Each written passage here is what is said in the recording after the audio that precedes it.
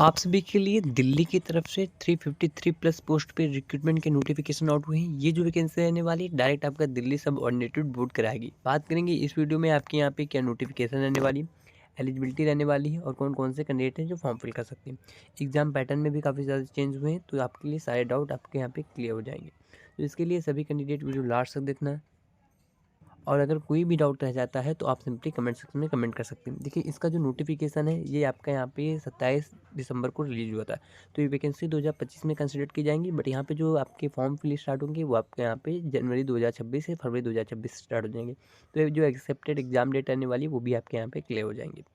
पर इससे पहले देखिए, अगर आपने नर्सिंग का कोई भी कोर्स किया है, आने वाले समय में वैकेंसी मिस आउट होती हैं, तो इसके लिए आप एक पहले काम कर सकते हो। सो देखिए, इसके लिए आप जो भी मेडिकल वैकेंसी को सब्सक्राइब करके बेल आइकन ऑल पे कर लेना है, जिससे आने वाली जो भी वैकेंसी होंगी आपसे मिस आउट नहीं होंगी। हम जितनी भी वैकेंसी बताते हैं पर्टिकुलर जो आपकी नोटिफिकेशन आउट होती है वो वाला भी नोटिफिकेशन बताते हैं। तो इस वीडियो में आपको नोटिफिकेशन में दिखा देंगे, जिसमें आपको क्लियर हो जाए कितनी पोस्ट रहने वाली, क्योंकि यहाँ पे नर्सिंग की ही नहीं और भी वैकेंसी होती है। बट अगर आपने अगर नर्सिंग किया है तो बेल आइकन ऑल पे कर लेना, और ये जो नोटिफिकेशन है आपको यहीं पे मिल जाएगा। मोर पे जाके आप यहाँ पे क्लिक करके यहाँ पे जाके चेकआउट कर सकते हो, या आप सिंपली यहाँ पे जाके आपको लिंक मिलेगा डिस्क्रिप्शन में, वहाँ पे क्लिक करके भी नोटिफिकेशन रीड कर सकते हो। चलिए बात कर लेते हैं आपको नोटिफिकेशन कहाँ से मिलेगा और एलिजिबिलिटी क्राइटेरिया क्या रहने वाला है। तो बात कर लेते हैं अब वैकेंसी कहाँ से रहने वाली है। तो देखिए, जो रिक्रूटमेंट रहने वाला है ये आपकी दिल्ली में वैकेंसी होती है, तो आपकी जो जॉब लोकेशन होगी वो आपको दिल्ली में ही मिलने वाली।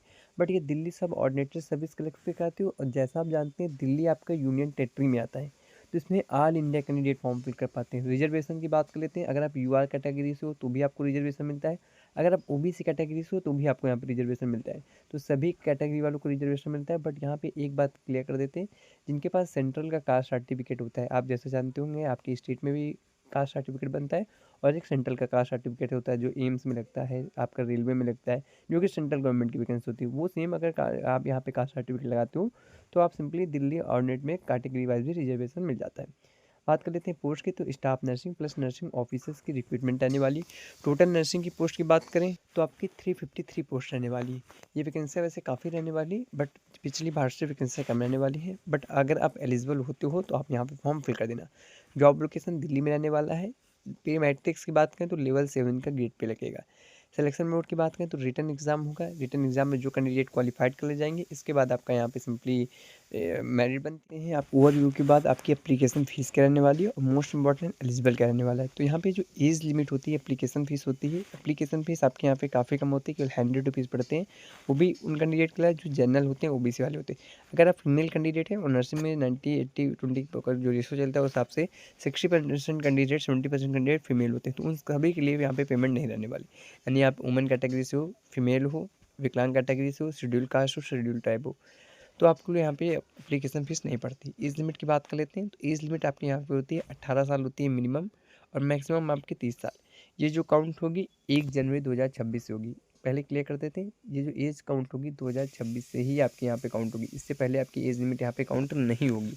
तो अगर आप इससे पहले अगर 30 से क्रॉस कर जाते हो तो आप फॉर्म नहीं फिल कर पाओगे। रिजर्वेशन की बात करें तो एज रिलैक्सेशन में प्रोवाइड किया जाएगा, जो कि SC ST वालों के लिए 5 साल रहने वाला है। ओबीसी अगर कैटेगरी से हो तो 3 साल रहेगा। विकलांग कैटेगरी से हो तो 10 साल का यहाँ पे एज रिलैक्सेशन भी प्रोवाइड किया जाएगा। वैकेंसी डिटेल की बात कर लेते हैं, तो पोस्ट क्या आने वाली है, तो पोस्ट क्लियर कर देते हैं। नर्सिंग सुपरिटेंडेंट के लिए एक वैकेंसी आने वाली, लेवल 11 का गेट पे लगेगा। अगर डिप्टी नर्सिंग सुपरिटेंडेंट के लिए फॉर्म फिल करोगे तो लेवल 11 का गेट पे लगेगा, बट एक वैकेंसी आने वाली। सबसे इंपॉर्टेंट आने वाला है नर्सिंग ऑफिसर स्टाफ नर्स की 353 पोस्ट आएंगी, लेवल 7 का गेट पे लगेगा। ओवरऑल 35 वैकेंसी हो जाएंगी। बट यहाँ पे देखिए, ये जो नर्सिंग सुपरिटेंडेंट होते हैं, डिप्टी नर्सिंग सुपरिटेंडेंट होता है, यहाँ पे एलिजिबिलिटी में आपसे मांगा जाता है आप कहीं पे भी 5 साल के लिए नर्सिंग ऑफिसर के पोस्ट में होने चाहिए, तब आप जाके डिप्टी नर्सिंग सुपरिटेंडेंट के लिए फॉर्म फिल करते हो। अगर आप नर्सिंग ऑफिसर्स के लिए फॉर्म फिल करते हो तो आपको यहाँ पे केवल बेसिक नर्सिंग मांगा जाता है और जिनम मांगा जाता है। तो आप सभी कैंडिडेट ज़्यादातर इसी पोस्ट में फॉर्म फिल करते हैं, और यहाँ पे एलिजिबिलिटी भी आपकी मिनिमम रखी जाती है। एलिजिबिलिटी की बात कर लेते हैं, कौन कौन से कैंडिडेट एलिजिबल रहने वाले। तो नर्सिंग ऑफिसर में जो कैंडिडेट फॉर्म फिल कर पाएंगे उनका BSc नर्सिंग कंप्लीट होना चाहिए, प्लस जेनम आपका कंप्लीट है तो फॉर्म फिल कर सकते हो।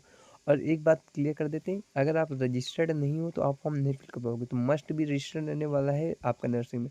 इंडियन नर्सिंग काउंसिल में हो, स्टेट नर्सिंग काउंसिल में हो, मिलिट्री नर्सिंग काउंसिल में हो, ऑल ओवर इंडिया में कहीं भी अगर रजिस्टर्ड हो तो आप यहाँ पर फॉर्म फिल कर पाते हो। तो ये आपका सिंपली रजिस्ट्रेशन का प्रोसेस रहने वाला है। आगे बात करें एलिजिबिलिटी क्राइटेरिया के लिए, सो यहाँ पे वो कैंडिडेट एलिजिबल रहने वाले हैं जिन लोगों ने नेशनलिटी में इंडिया होना चाहिए, एजुकेशन में जीएनएम बीएससी नर्सिंग होना चाहिए, रजिस्ट्रेशन वैलिड नर्सिंग काउंसिल में होना चाहिए, 18 से लेकर 30 साल होना चाहिए। एक्सपीरियंस मैंडेटरी नहीं करता है, जीएनएम वालों के लिए 2 साल का एक्सपीरियंस मांगा जाता है, बट काफ़ी टाइम है जो एक्सपीरियंस एलिजिबल कर दिया जाता है, तो इस पर देखा जाएगा। इस वाला पॉइंट भी क्लियर हो गया। अब बात करें यहाँ पे सिलेक्शन प्रोसेस किस भी आप पे होगा। तो देखिए यहाँ पे ट्रांसपेरेंसी के लिए आपके यहाँ पे सिलेक्शन प्रोसेस 3 स्टेज में रखे जाते हैं। पहला आपका रिटन एग्जाम होता है, जो कैंडिडेट रिटन एग्जाम क्वालिफाइड कर लेते हैं उनका भी डॉक्यूमेंट वेरिफिकेशन होता है, कोई भी डॉक्यूमेंट अगर गलत होता है तो वो कैंडिडेट बाहर हो जाता है।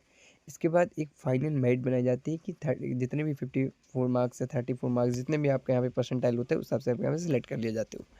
एग्जाम पैटर्न क्या रहता है, नर्सिंग सब्जेक्ट के 60 एंड 50 150 क्वेश्चन रहते हैं, 150 मार्क्स के। जनरल अवेयरनेस के 50 क्वेश्चन होते हैं 50 मार्क्स की, रीजनिंग की भी सेम रहता है, और इंग्लिश लैंग्वेज की। तो एग्जाम पैटर्न 300 क्वेश्चन पूछे जाएंगे, जो हर एक क्वेश्चन 1 मार्क्स का होने वाला है। निगेटिव मार्किंग इस बार नहीं रखी जाएगी। टॉपिक की बात करें तो नर्सिंग की fundamental of medical surgical practice की आती है, जनरल अवेयरनेस आती है, रीजनिंग आती है, इंग्लिश आती है। वैकेंसी डिटेल सेंटर की बात करें तो दिल्ली में एनसीआर होता है, उत्तर प्रदेश लखनऊ नोएडा दिया जाता है, हरियाणा में गुरुग्राम, राजस्थान में जयपुर, ये आपके एग्जाम सेंटर्स रहते हैं। बाकी जो भी स्टेप बाय स्टेप रहने वाला है, आप यहाँ पे क्लिक करके पूरा नोटिफिकेशन रीड कर सकते हैं, और अगर कोई भी डाउट रह जाए तो आप कमेंट सेक्शन में कमेंट कर देना। मिलते हैं नेक्स्ट वीडियो के साथ, जब तक clear, thank you very much.